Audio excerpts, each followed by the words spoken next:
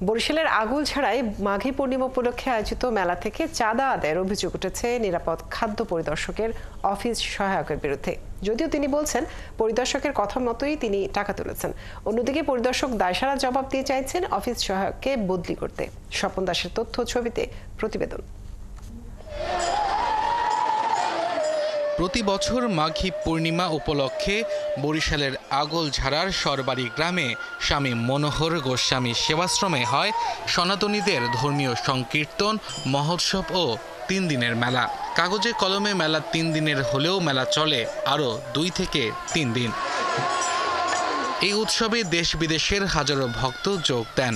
এবারের মেলায় মঙ্গলবার সকাল থেকেই পসরা সাজিয়ে বসেন দোকানিরা।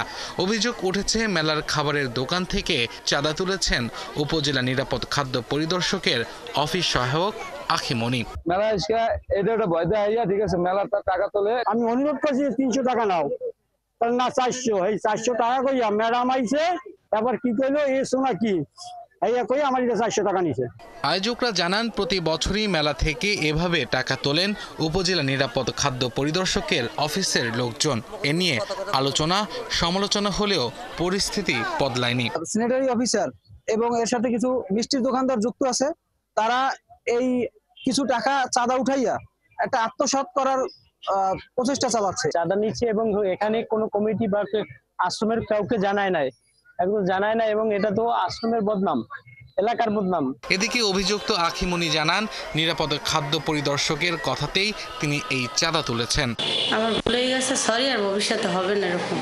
আর নিরাপদ খাদ্য পরিদর্শক এই বিষয়ে কিছুই জানেন না দাবি করে উল্টো দোষ চাপান আখিমনির উপরেই। যে কাজটা করছে নেহায়েত অন্যায় কাজ করছে এবং যাদের কাছ থেকে টাকাটা তুলছে তাদেরকে আমি ফেরত দিতে বলছি এবং সেই কথা মতো ও টাকাটা ফেরত দিচ্ছে এবং স্যারের সাথে আমি কথা বলছি ওরে আমার দপ্তর থেকে অন্যত্র বদলি করিয়ে দেওয়ার জন্য।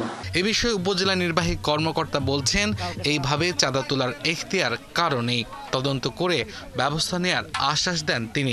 স্বাস্থ্য সম্পর্কিত বিষয়কে পুঁজি করে কোনোভাবে সেটা থেকে অবৈধ সুযোগ নেওয়ার সুযোগ নেই। এই ধরনের কার্যক্রমকে অবশ্যই শক্ত হাতে প্রতিহত করা হবে। গোস্বামীর সেবাশ্রমে উৎসব ও মেলা ঘিরে এবার শতাধিক দোকান বসিয়েছিলেন স্থানীয়রা। আব্দুল আল মামুন, ৭১।